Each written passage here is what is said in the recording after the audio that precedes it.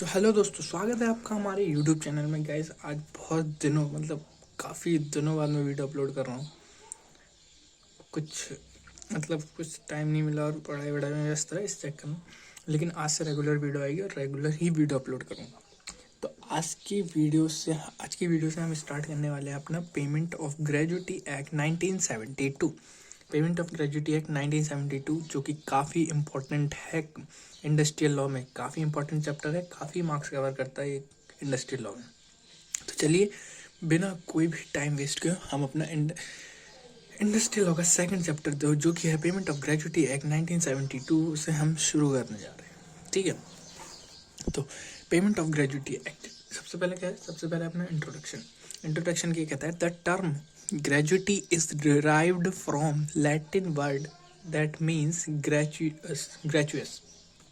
तो मतलब जो टर्म है ग्रेजुटी, ये ड्राइव करता है किससे? लैटिन वर्ड से जिसका लैटिन वर्ड क्या है? ग्रेचुअस। ठीक है, सेकंड वर्ड क्या कहता है? ग्रेचुअस। हाँ, अब जो लैटिन वर्ड है उसकी मीनिंग बताई गई। Gratuitous mean free. मतलब ग्रेचुअस जो लैटिन वर्ड है इसका मतलब क्या होता है? इसका मतलब होता है free. Gratuity is the payment made by the employer to the employee at the time of termination of his service. जो ग्रेजुटी है ये पेमेंट है जो कि एम्प्लॉयर के द्वारा एम्प्लॉय को दी जाती है eight the time of termination. Termination कितने प्रकार का होता है? टर्मिनेशन 3 टाइप से होता है। पहला टाइम क्या है? Retirement on superannuation, retirement on resignation और रिटायरमेंट ऑन टर्मिनेशन। ये 3 पॉइंट दे रखे, आगे चल के हमें बहुत अच्छी तरीके से पढ़ने हैं इनको। ठीक है, तो पहला पॉइंट क्या कहता है? Retirement on superannuation. Retirement on superannuation मतलब रिटायरमेंट हो रहा है, मतलब उसका काम खत्म हो गया। इतनी डिसाइड थी कि हाँ 60 तक वो काम करेगा, उसके बाद उसका काम खत्म हो गया, अब उसको रिटायर किया जा रहा है। रिटायर ऑन रेजिग्नेशन का मतलब क्या है? उसने रिज़ाइन कर दिया कि भाई मुझे जॉब नहीं करनी, तो वही उसे रिज़ाइन कर दिया उसने, तो अब उसको उसकी ग्रेजुटी देके उसको रिज़ाइन ले लिया जाएगा। ठीक है ना। और थर्ड क्या है? रिटायरमेंट ऑन टर्मिनेशन का क्या? कि उसे निकाला गया नौकरी से, तो अब जिस वजह से निकाला गया तो उसकी अगर ग्रेजुटी बन रही है तो उसकी ग्रेजुटी देंगे। ठीक है ना। इन 3 केस में, retirement on superannuation, retirement on resignation, retirement on termination. ठीक है। थर्ड पॉइंट क्या कहता है हमसे? थर्ड पॉइंट क्या कहता है? This is the old age retiral social security benefit, a lump sum is payable in consideration of the past service rendered by the employee। तो क्या कहता है कि ये एक सोशल सिक्योरिटी बेनिफिट है। रिटायरल सोशल सिक्योरिटी बेनिफिट है किसके लिए? जो हमें पेमेंट मिलती है ये क्या है? मतलब ये जो ग्रेजुटी मिलती है ये एक सोशल सिक्योरिटी बेनिफिट है जो कि लमसम में हमें मिल जाता है क्योंकि हमने पास्ट में कुछ सर्विस दी है। जो एम्प्लॉय ने पास्ट में कुछ सर्विस दी है उसके लिए हमें ये लमसम पेमेंट मिलता है। ठीक है ना। और ये बहुत मतलब एक तरीके से ये फ़ायदा है कि फ्यूचर में हमें कुछ करना नहीं पड़ेगा, पहले से हमारे पास पैसा रहेगा, हम उसे इन्वेस्ट कर देंगे और हमें मिलता रहेगा। ठीक है। अगला पॉइंट क्या कहता है? The payment of gratuity will be are relieve to the retired employee or to the family member of the employee who died during the service. अच्छा, ठीक है। अगर जैसे अब जो एम्प्लॉय है वो मर जाता है तो जी पेमेंट ऑफ ग्रेजुटी जो मिलेगी इससे काफ़ी रिलीफ मिलेगा एम्प्लॉय को। अगर एम्प्लॉय ज़िंदा है तो एम्प्लॉय को भी मिलेगा क्योंकि रिटायर हो चुका है, अब उसे काम हम तो करेगा नहीं। और उसकी फैमिली मेम्बर को, अगर वो मर जाता है, अगर वो ज़िंदा है तो उसको ही मिलेगा, अगर मर गया तो उसकी फैमिली मेम्बर को मिलेगा। ठीक है ना, समझ आया? ओके, ठीक है। अगला पॉइंट क्या कहता है? For this purpose the payment of gratuity act is enacted which came into force 16 सितंबर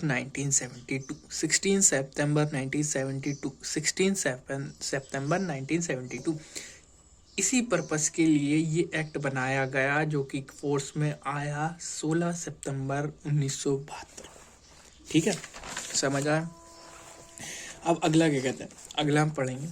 अगला है अपना कॉन्सेप्ट 2 जो कि है ऑब्जेक्ट। काफ़ी इंपॉर्टेंट है ये, देखिए मैंने भी लगा रखा है, आप भी लगा लीजिएगा, इंपॉर्टेंट है। ठीक है, तो an act to provide for a scheme for the payment of gratuity to employee engaged in, ये एक्ट की जो स्कीम है पेमेंट ऑफ ग्रेजुटी की, वो उन एम्प्लॉय पे अप्लाई होगी जो इन फील्ड में एंगेज्ड हैं, वो इन फील्ड में एंगेज्ड हैं। समझ आ रही है ना? मतलब ये एक्ट हर किसी पे अप्लाई नहीं होगा, ये उसी पे अप्लाई होगा जो इन फील्ड में एंगेज्ड हैं, इन फील्ड में एंगेज्ड हैं। ठीक है, सबसे पहले क्या है? सबसे पहले है फैक्ट्रीज, फिर है माइंस, फिर oil field, plantation, ports, railway, shops, any other establishment. तो फैक्ट्रीज को तो पता है ना आपको कि फैक्ट्रीज क्या होती हैं। फैक्ट्री जो काम, माइंस, खदानें वगैरह जिसमें एम्प्लॉय वगैरह काम करते हैं, उनके लिए अप्लाई होगा। ऑयल फील्ड वालों के लिए अप्लाई होगा, प्लांटेशन वालों के लिए भी अप्लाई होगा, पोर्ट्स, जो पोर्ट्स वगैरह होते हैं उनके लिए, रेलवे वालों के लिए, और जो दुकान वगैरह, शॉप का यहाँ अपन पढ़ेंगे आगे, इन पे अप्लाई होगा। एंड एनी, हाँ, अब मतलब ये एनी अदर स्टेबलाइजमेंट और शॉप, इन दोनों का क्या है, इनका ध्यान से सुनिए, ये इम्पोर्टेंट लगाया हुआ है, देखिए ये इम्पोर्टेंट लगा हुआ है, या इनका आपको ध्यान से देखना है, ठीक है ना। एनी अदर स्टेबलाइजमेंट और शॉप का, तो इन दोनों का क्या है कि अगर विदाउट पावर काम हो रहा है, मतलब बिना बिजली के काम हो रहा है, तो 20 एम्प्लॉय और मोर working in any day in accounting year. मतलब ऐसा है कि अगर विदाउट पावर मतलब बिना लाइट के काम हो रहा है, बिना लाइट के काम हो रहा है ना, तो ठीक है, तो अगर उसमें 20 एम्प्लॉय और 20 या 20 से ज़्यादा एम्प्लॉय ने एक दिन किसी भी एक दिन अकाउंटिंग ईयर में काम कर लिया, अगर उन्होंने काम कर लिया तो उस पर ये एक्ट एप्लीकेबल हो जाएगा। समझ आया ना? एनी अदर स्टेबलाइजमेंट पर शॉप में विदाउट पावर अगर 20 या 20 से ज़्यादा बंदों ने काम कर लिया तो उन पे ये एक्ट एप्लीकेबल हो जाएगा। एक बार हो गया ना तो एक्ट एप्लीकेबल हो जाएगा, ठीक है ना। अब विद पावर अगर लाइट के साथ काम कर रहे हैं तो इस केस में क्या है, 10 एम्प्लॉय की वो है, मतलब अगर 10 एम्प्लॉय या 10 या 10 से ज़्यादा एम्प्लॉय काम कर रहे हैं अकाउंटिंग ईयर में, किसी भी एक दिन उन्होंने अगर काम कर लिया ना तो उन पे ये एक्ट एप्लीकेबल हो जाएगा। सीधी सच्ची सी ये बात है, समझ आया? ओके, चलिए आगे बढ़ते हैं। आगे क्या हमारा कॉन्सेप्ट 3 है जो कि एप्लीकेबिलिटी ऑफ द एक्ट है। ओके सर, तो this act is applicable all of including Jammu and Kashmir. भैया अब तो हर जगह एप्लीकेबल होगा, अब तो 370 भी हटेगी, समझ आई? तो ये एक्ट हर जगह एप्लीकेबल होगा जम्मू एंड कश्मीर में। अब ये क्या कहते हैं, प्रोवाइडेड दैट मतलब ये फर्स्ट प्रोविजो है, पता है ना, फर्स्ट प्रोविजो, फिर प्रोवाइडेड दैट, प्रोवाइडेड फर्दर, मतलब इसको पहले पढ़ेंगे, समझ आ रहा है ना। तो provided that in so far as it relate to plantation or port it shall not applicable to Jammu Kashmir. अच्छा, इसमें एक प्रोविज़न लाया गया जो कि काफ़ी इम्पोर्टेंट है, मैंने भी लगा रखा है। इसमें एक प्रोविज़न है कि प्लांटेशन और पोर्ट्स में, अगर प्लांटेशन और पोर्ट्स है तो ये जम्मू कश्मीर में प्लांटेशन और पोर्ट है तो जम्मू एंड कश्मीर में ये payment of gratuity act applicable नहीं होगा। हाँ, payment of gratuity act applicable नहीं होगा अगर जम्मू एंड कश्मीर में है, समझ आ रही ना। Payment of gratuity act applicable नहीं होगा किन के लिए, सिर्फ प्लांटेशन और पोर्ट्स के लिए, बाकी सारी फील्ड में होगा अप्लाई जो कि इंगेज में है, बस प्लांटेशन और पोर्ट्स में वो एप्लीकेबल नहीं होगा। समझ में आई ना? बाकी सारा मतलब एक्सेप्ट है, देखो ये इनको एक्सेप्शन है, इन दोनों को छोड़ के बाकी सारा में एप्लीकेबल होगा। ओके ना, चलिए आगे बढ़ते हैं। आगे क्या है, डेफिनेशन ऑफ एप्रोप्रिएट गवर्नमेंट। अब भैया डेफिनेशन ऑफ एप्रोप्रिएट गवर्नमेंट क्या है, बुक से पढ़ लीजिएगा, ज़्यादा इंपॉर्टेंट नहीं है, बाकी मैं आपको यहाँ समझा दे रहा हूँ। एक मतलब एक चार्ट टाइप बना हुआ है उससे समझा दे रहा हूँ। ओके चलिए, तो जो हमारी देखिए 2 गवर्नमेंट होती है, एक सेंट्रल गवर्नमेंट और स्टेट गवर्नमेंट। तो तो सेंट्रल गवर्नमेंट भी हमारी एप्रोप्रिएट गवर्नमेंट होती है और स्टेट गवर्नमेंट भी हमारी एप्रोप्रिएट गवर्नमेंट होती है। सेंट्रल गवर्नमेंट किन केसेस में एप्रोप्रिएट गवर्नमेंट होती है, मतलब एप्रोप्रिएट गवर्नमेंट का मतलब ऐसा समझ लीजिए कि हेड ऑफ द हेड है एक तरीके से, ठीक है ना। तो सेंट्रल गवर्नमेंट किन किन केसेस में एप्रोप्रिएट गवर्नमेंट रहेगी और स्टेट गवर्नमेंट किन केसेस में एप्रोप्रिएट गवर्नमेंट रहेगी, ठीक है। तो central government the central government having one more under the control, ठीक है। तो इसमें क्या कहा गया कि सेंट्रल गवर्नमेंट वहाँ एप्रोप्रिएट गवर्नमेंट मतलब वो स्टेबलाइजमेंट में एप्रोप्रिएट गवर्नमेंट, जैसे under the control of central government having branch more than, जैसे मतलब मान लीजिए कि फैक्ट्रीज हैं हमारी, ठीक है। जैसे हमारी फैक्ट्रीज हैं तो फैक्ट्रीज जो हैं वो किसके कंट्रोल में है, सेंट्रल गवर्नमेंट के कंट्रोल में है, और उसकी जो ब्रांच है, उसकी मतलब जो स्टेबलाइजमेंट है उसकी ब्रांच है, फैक्ट्रीज नहीं लेते हैं हम उसको, स्टेबलाइजमेंट ले लेते हैं, ठीक है। जो स्टेबलाइजमेंट है वो किसके कंट्रोल में है, सेंट्रल गवर्नमेंट के कंट्रोल में है, और उसकी एक से ज़्यादा ब्रांच है, ठीक है ना। मोर द वन स्टेट, मतलब एक स्टेट में से यूपी में एक ब्रांच है, फिर एमपी में एक ब्रांच है, ऐसे करके उसकी एक से ज़्यादा ब्रांच है, ठीक है ना। तो उसकी एप्रोप्रिएट गवर्नमेंट कौन होगी, सेंट्रल गवर्नमेंट होगी। समझ आ रहा है ना, समझ आ रहा है ना। मतलब जो सेंट्रल कोई स्टेबलाइजमेंट है जो सेंट्रल गवर्नमेंट के कब्जे में हो, अंडर हो उसके, और उसकी ब्रांच एक स्टेट से ज़्यादा स्टेट में हो, मतलब यूपी में भी है एमपी में भी है, तो वो स्टेबलाइजमेंट का एप्रोप्रिएट गवर्नमेंट कौन होगा, सेंट्रल गवर्नमेंट, ठीक है। अब जैसे under the control of central government factories वगैरह हैं, और ये major brand oil field, mine, railway, post, ये इसमें भी सेंट्रल गवर्नमेंट, क्योंकि भाई under the control of central government है कि फैक्ट्री वगैरह कुछ भी हो, इसको हमने फैक्ट्रीज मान लिया, इसको कुछ भी हो, तो भाई इनको सेंट्रल, ये इनकी जो एप्रोप्रिएट गवर्नमेंट होगी वो सेंट्रल गवर्नमेंट ही होगी, क्योंकि इनने पहले बोल दिया under the control of central government, और बाकी जितनी अदर बची हैं उनके लिए स्टेट है भाई साहब, स्टेट गवर्नमेंट हो गई इन अदर केसेस, ठीक है ना। उनके लिए अप्रोप्रिएट गवर्नमेंट कौन हो गई, स्टेट गवर्नमेंट होगी, ठीक है। समझ आया। अब आगे बढ़ते हैं, ठीक। डेफिनेशन ऑफ एम्प्लॉय, अब भाई डेफिनेशन ऑफ एम्प्लॉय बताई गई है इस एक्ट में कि एम्प्लॉय किसे माना जाएगा, एम्प्लॉय किसे माना जाएगा।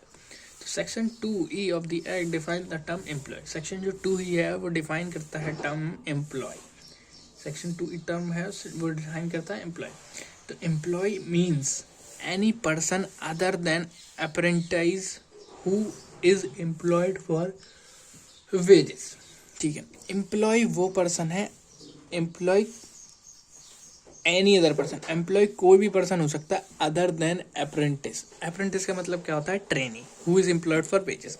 मतलब जैसे हमारा इंटर किलर होगा तो उसके बाद हम आर्टिकलशिप करेंगे 15 महीने की या जितने भी इसकी, तो उसमें हम किसी के अंडर काम करेंगे तो वो हम अप्रेंटिस कहलाए जाएंगे, हम एम्प्लॉय नहीं कहलाए जाएंगे, हम क्या कहलाए जाएंगे, ट्रेनी, अप्रेंटिस, ठीक है ना। तो एम्प्लॉय मीन कोई भी person other than apprentice who is employed for wages, ठीक है ना। Whether the term of such employments are express or employed, मतलब उसका जो एम्प्लॉयमेंट का टर्म है वो एक्सप्रेस हो चाहे एम्प्लॉयड, उससे फर्क नहीं पड़ता, लेकिन वो अप्रेंटिस नहीं होना चाहिए, ठीक है। अब क्या करते हैं, आगे वाला पॉइंट पढ़ते हैं। In any kind of work manually और अदरवाइज इन और connection with the work of, अच्छा अगर इन जो नीचे ये चार्ट दे रखा है इनसे कनेक्शन हुआ तो इसे एम्प्लॉय मान लिया जाएगा, जैसे factory, mines, oil field, plantation, port, railway, shop और अदर स्टेबलाइज, मतलब सेम चार्ट है वो। अगर इससे कनेक्शन है ना उसका, इससे काम का कनेक्शन उसका इससे है ना, तो भाई उसे एम्प्लॉय मान लिया जाएगा, ठीक है ना, तो उसे एम्प्लॉय मान लिया जाएगा। अब इधर नोट क्या दे रखा, इधर हम नोट पढ़ेंगे, नोट क्या दे रखा, any person who hold a post under the central or state government is governed by any other act or by any rule providing for payment of gratuity are not covered in the definition of employee। अच्छा भाई साहब, इनने दे रखा कि जो कोई भी person जिसने एक पोस्ट होल्ड कर रखी है सेंट्रल और स्टेट गवर्नमेंट के अंदर और किसी अदर एक्ट के अंदर, और any rule providing for payment are not covered in the definition of employee, उसे हम एम्प्लॉय नहीं कहेंगे, उसे हम एम्प्लॉय नहीं कहेंगे। किसे नहीं कहेंगे? कोई भी पर्सन जिसने सेंट्रल या स्टेट या किसी अदर एक्ट के अंदर एक पोस्ट होल्ड कर रखी है by any rule providing payment of are not covered in definition employee. ठीक है ना, मतलब कोई भी स्टेट गवर्नमेंट या सेंट्रल गवर्नमेंट या अदर एक्ट का बंदे ने कर रखी है भाई साहब, एक पोस्ट होल्ड कर रखी है, मतलब कुछ काम हम करता है, तो उसको एम्प्लॉय नहीं माना जाएगा। ठीक है, उसको एम्प्लॉय नहीं माना जाएगा। ओके सर, आगे बढ़ते हैं। अब नोट टू क्या कहता है, ये केस लॉ है, इंपॉर्टेंट केस लॉ है भाई साहब, ध्यान से। अच्छा, ये case law, Ahmedabad private limited primary teaching association versus administrative officer.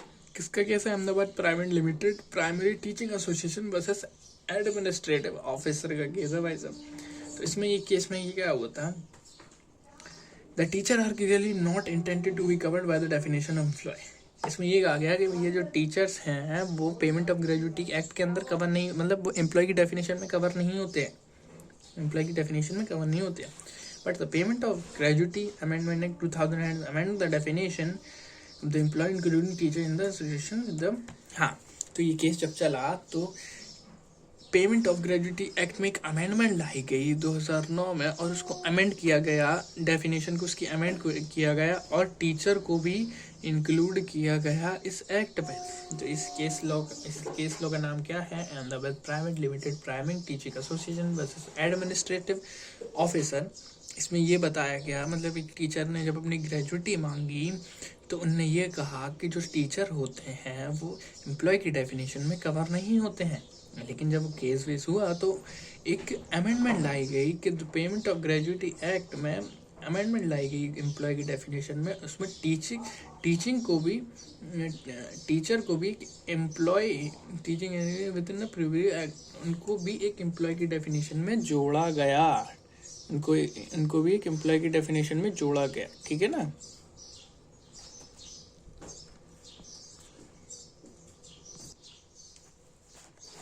अब आगे क्या है भैया, डेफिनेशन ऑफ एम्प्लॉय पढ़ ली, अब डेफिनेशन ऑफ एम्प्लॉयर की बात।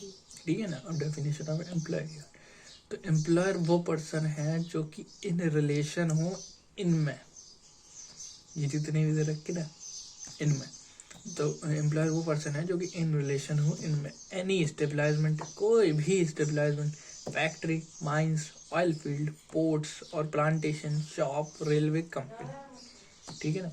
अलग को जो एम्प्लॉयर है वो इन रिलेशन है किसी भी कंपनी, इनमें से किसी में भी, any establishment, factory, mines, oil field, ports और प्लांटेशन, शॉप, रेलवे। ठीक है। और ये जो सारी है ना under the control of central government है, और a person appointed by such authority for supervision,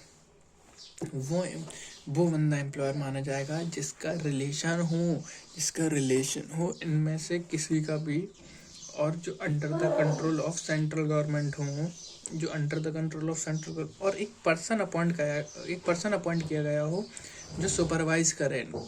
ठीक है ना। वो बंदा एम्प्लॉयर माना जाएगा, वो बंदा एम्प्लॉयर माना जाएगा।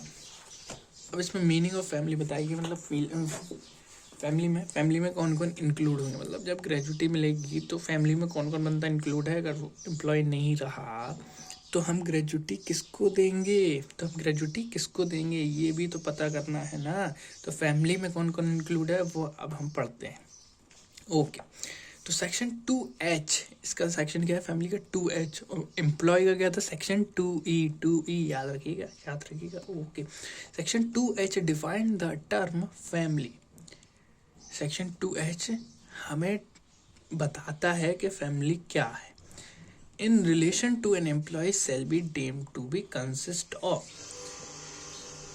फैमिली के रिलेशन में होगा employee shall deem to be consist of, उसे मान लिया जाएगा। In case of a male employee, अगर मेल एम्प्लॉय का केस है तो हिमसेल्फ या वो खुद, हिज वाइफ या उसकी पत्नी, हिज चिल्ड्रन, उसके बच्चे, वेदर मैरिड और अनमैरिड। ठीक है, बच्चे चाहे शादी हुई हो चाहे ना हुई हो।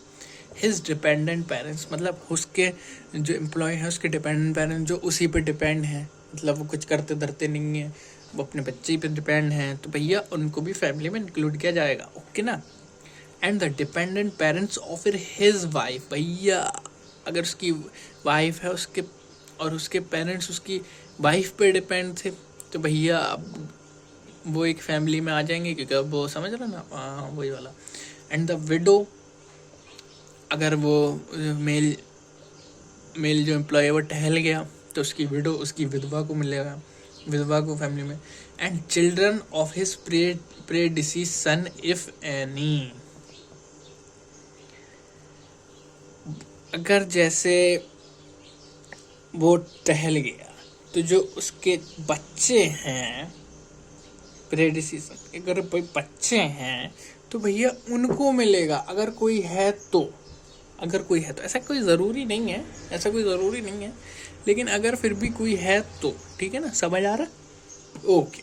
अब इन केस ऑफ फीमेल चाइल्ड, भैया इसमें भी सेम ही है, कोई दिक्कत नहीं है, जैसे इसमें हिमसेल्फ है, इसमें हर सेल्फ है, वो उसमें खुद को या हर को, her husband, her children whether married or unmarried, her dependent parents and the dependent parents of his husband and the widow, widow मतलब वही लड़का, and the children of his predeceased if any. ये same है दोनों का case, जैसे कि आपको समझ आ रहा होगा, काफ़ी इजी है, कुछ दिक्कत वाली बात नहीं है, अपन को खुद ही समझ में आता है हम कैसे फैमिली में इंक्लूड करना है, किसी नहीं करना है। लॉ भी हमारा वही कहता है। नोट 1 क्या कहता है, हमसे 2 नोट दे रखे हैं हमारे में। नोट 1 कहता है employee permit any lawful adopted by him shall be include in the family.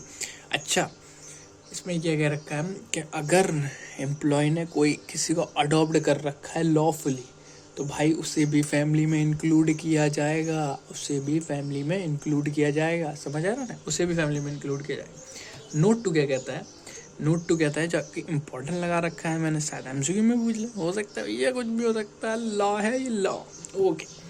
Where a children of employee has been adopted by another person within law, then such children exclude in the family of employee. अच्छा, जैसे मैं employee हूँ, मेरे बच्चे को किसी other employee ने other ने अडॉप्ट कर लिया लॉफुली, तो भैया वो मेरी फैमिली से हट जाएगा, भैया उसकी फैमिली में जुड़ जाएगा, वो तो सीधी सी बात है ना भैया, तुमने किसी और बच्चा दे दिया, वो बात अलग है ना यार, ठीक है, अब समझ रहे हैं, अब समझ में आ रहा है ना। Where children of has been adopted by another person, मेरे बच्चे को किसी ने दूसरे ने अडॉप्ट कर लिया, तो भाई वो मेरी फैमिली से तो हट ही जाएगा ना, मेरी फैमिली में थोड़ी रहेगा अब वो, ठीक है ना, ओके। अब अगला आ रहा है भैया, अगला क्या आ रहा है अपना, रिटायरमेंट, अपना आ रहा है रिटायरमेंट। तो section 2Q of the act define the term retirement. अब ये सेक्शन 2Q बताता है, ये HQ ऐसे चले आ रहे, ये समझ रहे हो। तो 2Q define the term retirement, define the term retirement as termination of the service of employee otherwise then on superannuation। ठीक है, बढ़ते हैं आगे। जैसे मैं आपको सुपरएन्यूएशन बताया था, सुपरएन्यूएशन का आ गया है, सुपरएन्यूएशन का आ गया भाई साहब। तो section 2 define the term superannuation as in relation to an employee the attainment by the employee of such age as in fixed in the contract or condition of service as the age on the attainment of which the employee shall vacate the employment। नहीं आया ना समझ, समझाते हैं यार एकदम VIP तरीके से, रुको। हाँ, तो क्या क्या बोला इसमें, सुपरएन्यूएशन भाई सीधा सिंपल। सेक्शन 2R पहली बात तो डिफाइन करता है सुपरएन्यूएशन को, ठीक है, age in relation to an employee the attainment by the employee of such age. Attainment का मतलब क्या होता है, सबसे पहले कंप्लीट करना, मतलब उसने कंप्लीट कर ली, मतलब जो एम्प्लॉय है उसने अपनी एज कंप्लीट कर ली जो कि फिक्स्ड थी कॉन्ट्रैक्ट में या कंडीशन ऑफ सर्विस में। मतलब जब हमें जॉब मिली तो हमारे साथ एक कॉन्ट्रैक्ट हुआ कि भैया आप 20 साल काम करोगे, उसके बाद आपको रिटायरमेंट सुपरएन्यूएशन दे दिया जाएगा। मतलब हम जिसको रिटायरमेंट बोलते हैं ना, उसको उसका असली मतलब है सुपरएन्यूएशन बोलते हैं उसको हम, ठीक है ना। तो उसने अपनी अटेनमेंट का मतलब कंप्लीट करना, उसकी जो एज है वो अटेन हो चुकी है age in fixed in the contract और कंडीशन ऑफ सर्विस। और जो सर्विस की टर्म्स एंड कंडीशन थी ना, उसमें उसके तरीके से उसकी एज कंप्लीट हो चुकी है। Age the age on attainment जो कंप्लीट हो चुकी है, which the employee shall vacant the job. तो भैया उसे अपनी जॉब अब छोड़नी पड़ेगी, उसे रिटायर कर दिया जाएगा, जिसे हम सुपर एन्यूएशन कहेंगे। सुपर एन्यूएशन उसे मिल जाएगा, ठीक है ना, क्योंकि भैया उसकी कंप्लीट होगी, अब जाओ अपने काम धंधा दूसरा देखो, तुम्हें आपको ग्रेजुएटी मिल जाएगी जिस हिसाब से जितनी जितनी आपको मिलनी है, ठीक है ना। अगला कॉन्सेप्ट क्या कहता है, रेजिग्नेशन। रेजिग्नेशन तो नाम से ही पता चलता है, लेकिन अपन पढ़ते हैं। When employee voluntarily terminate the service, that is called resignation। Simple है भाई, सिंपल है कि अगर एम्प्लॉय अपनी मर्जी से नौकरी छोड़ देता है तो उसे हम रेजिग्नेशन कहते हैं। अगर एम्प्लॉय अपनी मर्जी से नौकरी छोड़ देता है तो उसे हम रेजिग्नेशन कहते हैं, ठीक है ना। अभी फैमिली चार्ट, इनके सब फैमिली चार्ट वो पिछला अपन ने समझ लिया, हाँ वो पिछला इधर बना लिया मैंने, आप भी बना लेना, इम्पॉर्टेंट है। तो इससे अपन को फैमिली अच्छा समझ आ जाएगा, ठीक है ना। तो फैमिली चार्ट, तो फैमिली चार्ट पहले क्या है, in case of a male employee, male employee में कौन कौन, फादर मदर इंक्लूड होंगे, वाइफ इंक्लूड होगी, daughter adopted daughter, son adopted son include होगी, okay. In case of female employee, father mother include होंगे, हस्बैंड के बाद adopted daughter, son adopted son, और विडो ऑफ चाइल्ड प्रेडिसीसन, ठीक है ना। दोनों में से जो भी ठहल जाता है उनके प्रेडिसीसन भी इंक्लूड होंगे, ओके, ठीक है ना। अब अगला अपना जो आता है अपना कॉन्सेप्ट 11, जो कि हमारा कंटिन्यूस सर्विस, ठीक है ना। अगला कॉन्सेप्ट क्या है, कंटिन्यूस सर्विस। तो section 2A deal with the continuous service according to section 2A deal with the continuous service. तो सेक्शन 2A है जो कि डील करता है कंटिन्यूस सर्विस से, तो क्या कहता है ये, according to this section an employee shall be said to be in continuous service for a period if he has for that period uninterrupted, okay sir. वो एन एम्प्लॉय की इन कंटिन्यूस सर्विस कहा जाएगा उस period को अगर वो service मतलब अपना काम करना स्टॉप कर देता है। कब अनइंटरप्टेड माना जाएगा।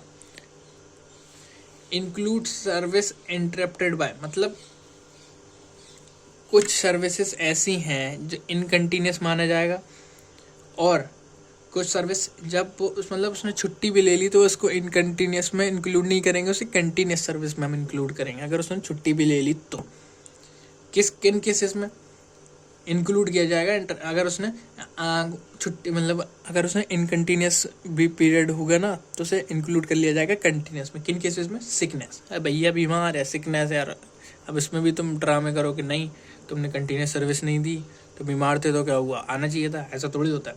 एक्सीडेंट, अरे भाई साहब एक्सीडेंट हो गया, अब आप कह रहे नहीं एक्सीडेंट हो गया तो क्या काम नहीं करोगे क्या, एक्सीडेंट हो गया तो आओ, हमें मतलब नहीं है, एक्सीडेंट हो चाहे कुछ भी हो आपको आना तो पड़ेगा ना, ऐसा कुछ नहीं होता है, ठीक है ना। तो एक्सीडेंट कुछ नहीं होता, आपको आना तो पड़ेगा। लीव भाई साहब उसने खुद से बता के कि भैया हमें 2 दिन की छुट्टी चाहिए, ले लो, फिर भी आपने उनको इनकंटिन्यूस पीरियड में डाल दिया, ऐसा थोड़ी होता। अगले ने भाई तुम्हें बता दिया कि भैया हम लीव ले रहे हैं, तो ऐसा थोड़ी होता, ठीक है।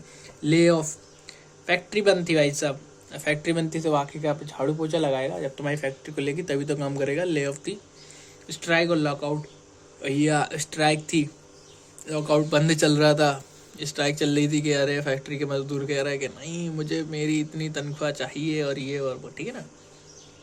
सेसेशन ऑफ वर्क मतलब काम में रुकावट जो कि not due to fault to employee की गलती की वजह से काम में रुकावट नहीं था, तो भैया सेसेशन ऑफ वर्क था, तो इसमें एम्प्लॉय की तो कोई गलती नहीं है, तो उसको भाई इन सब केसेस में उसे कंटिन्यूस पीरियड में माना जाएगा, ठीक है ना, कि उसने कंटिन्यूस सर्विस दी है।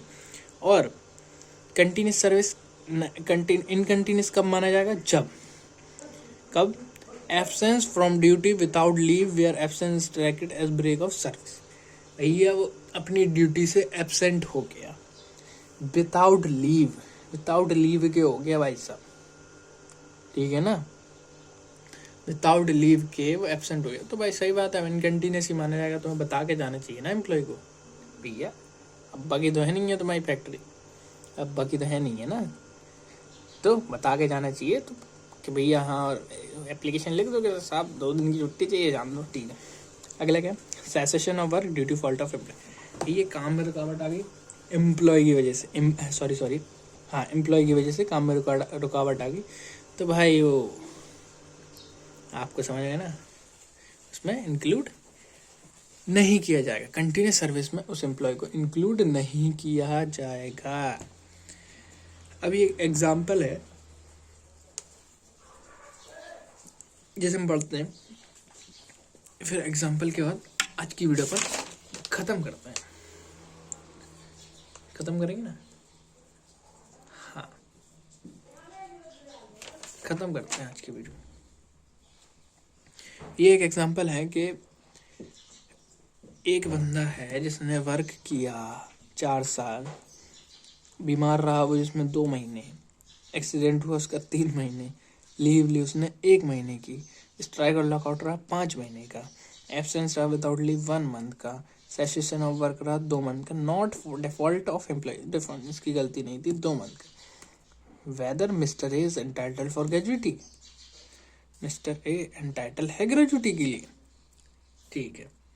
तो वेदर मिस्टर तो 4 साल उसने काम करा, ठीक है ना,